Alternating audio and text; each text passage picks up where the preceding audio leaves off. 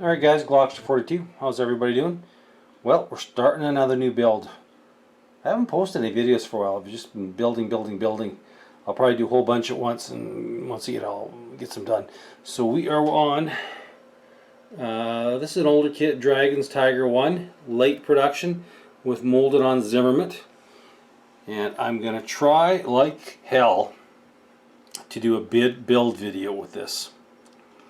No promises, because I suck at build videos. I'll get going and then I start building, and the next thing you know, 3 hours later I'm building and watching YouTube videos, and I've got half the kit done without any updates. So let's get at her. So the first thing I don't like is the suspension. They're using torsion bars. Well, the Tiger used torsion bars. The Dragon thought, hey, let's just make torsion bars instead of just nice, simple, solid mounting points. And we've got the first two on the driver's side, which is all great. You know what? You put the ends in. Oh, wow, you're going to have working suspension. Well, not so much, because it's got a one-piece vinyl track. And let's just put this down here. The big thing that I don't like about it is that there's so much slop. Look at that, eh? You can just, you know, there's that much slop in them. So there's no way to, you know, make sure that you've got them all right. And this is glued in. There's just that much play in it. So what we're going to have to do is we'll get all the road wheels on. We'll level it out, and then we'll glue these torsion bar arms down solid. Because if you try and leave them, they're just going to be a complete disaster. Now, unlike newer Dragon kits, the instructions on this one are pretty good. They don't give you a ton of options. There's just a couple of simple options for medium late and late versions, which I'm doing the late version here. A little bit different road wheels, just a few odds and ends that are a little bit different. Big thing is, so far I'm finding an awful big seam on these road wheels and lots of injection points, so the road wheels are taking quite a bit of time to clean up. And as you can see, the trailing arms do not lay level, and they are all over the place. So what I'm going to do is get the wheels on and level them out, and then glue them up at the back right there where the trailing arm meets the frame. So it's a nice idea for this, but engineering not quite there. They need a little heavier duty bars and a little bit better. The mounting points are a little bit sloppy, and the thing of it is, I built some before like this and they worked alright. Taycom comes to mind. I think they did one, but they still need an option to give you that if you don't want the movable running gear, the movable arms, that we can lock them in so they're all level. So that's where we are right now. Okay, one thing I've noticed with these road wheels is when you're adjusting them, make sure you make them a little long. What I mean is, have them stretch them out, spring them out a bit, so that they're a little bit farther away from the upper sponson, the upper hull, than you think they should be. Because if you don't do that, once you get to put these one-piece tracks on, you are going to be a little bit, probably a length or two too long. So you can see on this side, what I've had to do is completely pull that idler wheel all the way to the back, full extension, to get this tightened up, to get the slack pulled out of this. So you've got the weight coming down, and they're all glued down. One thing, this does respond very nicely to cement. I'm using used to be Ambroid Pro Weld. It's called something else, but it's a really hot, fast cement, and it works quite well on these tracks. So probably gonna let these dry overnight, and then we'll go from there. Okay, now here's a typical Dragon omission. We're on number 6 of the instruction sheet here on this Tiger 1 late with Zimmerit from Dragon. As you can see here, we've got the 2010 jack, which is all fine and dandy, and they're showing you use P12 and 13 as the jack supports. But what they don't show, they also need to use number 14 and 15 as well. Now these 20-ton jacks were a little bit heavier, so they had more, a little more weight. So there's the number 12 and 13, and here's 14 and 15. Otherwise, you're going to have 4 holes here on the back of your firewall. So you need to make sure that you put these in. Don't glue anything. Leave your jack floating so that you can adjust and put on your jack handle, which is up here, which is attached to the back of the rear of the tank. So you can get your the 2 little ones that they show in the instruction sheet, glue those directly in. Don't glue them to the jack like they show.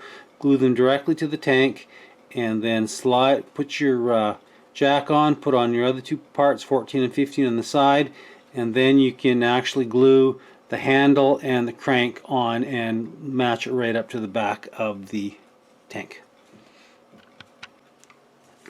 Okay, on steps 8 and 9, Dragon has you doing the rear hull. What you need to do, guys, to have this thing fit properly when you're constructing this, what Dragon doesn't tell you to do, which basically you need to know by experience, is you need to assemble the front plate, this piece, and then put in your top hull plate all together before you start doing all of your detail stuff, or it simply isn't going to work. Now I had to see in the front plate right here, these wings, they had to be cut off because they wouldn't fit tightly. There was about a 1/16 of a gap all the way around, and it threw the whole thing out of square. So I cut those wings off, fitted up, they fit in just perfectly. Now the next gotcha, there's a couple of gotchas on here. We'll flip down here. These parts, K9, K11, these rear radiator doors are actually made to be open, but you know, if you can make them open, great. But the thing of it is that they're exactly opposite. They're showing K9, K11 on the right, or on the passenger side, and they're showing K8 and K10 on the driver's side, but it's exactly opposite. K9, K11 fit over here, and this one fits over here. Exact opposite. So watch that. Another thing they'll have you installing the tow cables here. Don't do that, because if you install the tow cables, it's going to make a real bugger trying to put on your photo etch grading over top. So you're going to have to skip that to a later date. Now I'm just going through here, and I'm not even sure if they're showing photo etch on here. No, you know what? Yeah, see, they're showing photo etch over here.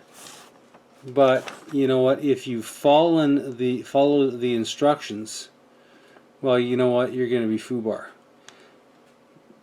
So yeah, it's just not really, these directions are just shite.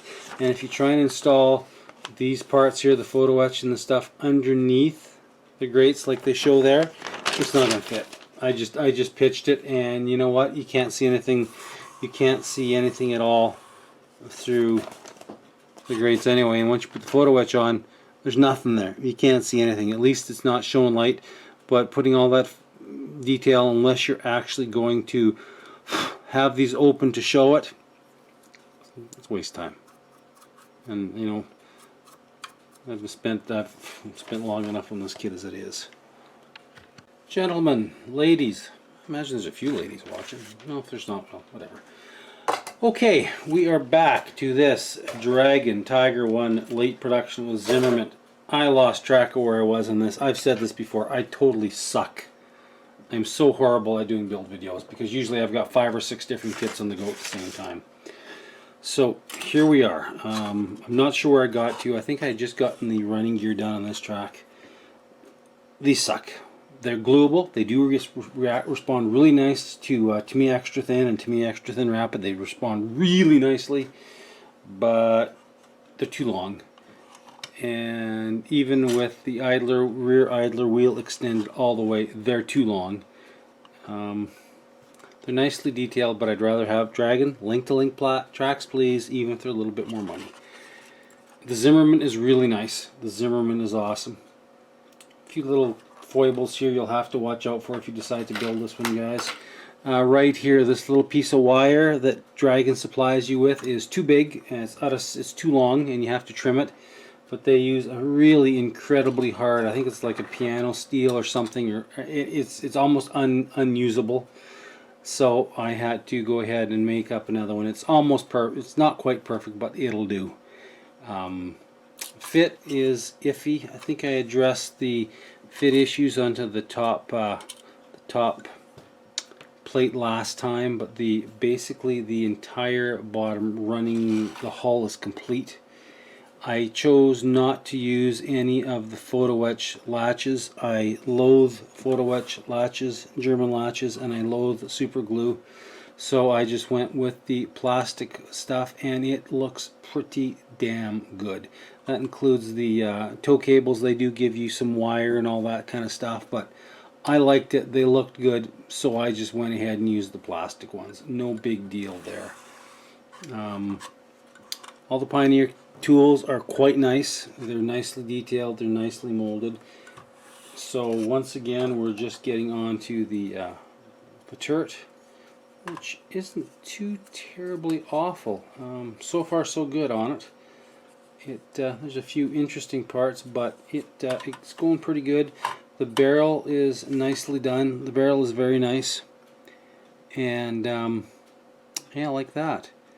So muzzle brake did need a little bit of putty. It didn't fit very well. It didn't line up. It was basically a little bit too big, so we just popped some putty on it. We'll wipe that down. We'll go from there. The top does give you a little bit of detail inside the turret, but know your references, guys. Just know your references, because Dragon doesn't help you out a bit. It does give you certain builds if you want to use, like this one. I'm using the directions for late in 1944 in Poland, which gives you a very, very late war Tiger. So there are different ways you can build this kit up depending on how you want to do it. So make sure you have some references. Dragon gives you all the parts, but they don't tell you which ones to use for the most part. They give you an option of half a dozen different parts, and you got to figure it out on your own what you need to do. But it is coming along. Yeah, so beating away at this puppy. So I guess a bit of a bench update from Scale Model Alberta and myself, Glockster 42. Glad Christmas is over, New Year's is over. Happy New Year, Merry Christmas to everybody who watches me. I suck at a lot of stuff on YouTube, so it could be why I'm not such a successful channel, but whatever. I don't like this. Well, what you're looking at there is one of my more recent builds. It's the Dragon Tiger 1E Late with Zimmerit. Not a bad kit. It has its ups and downs. Like any Dragon kit, you really need to know your references, and you need to be pretty darn patient.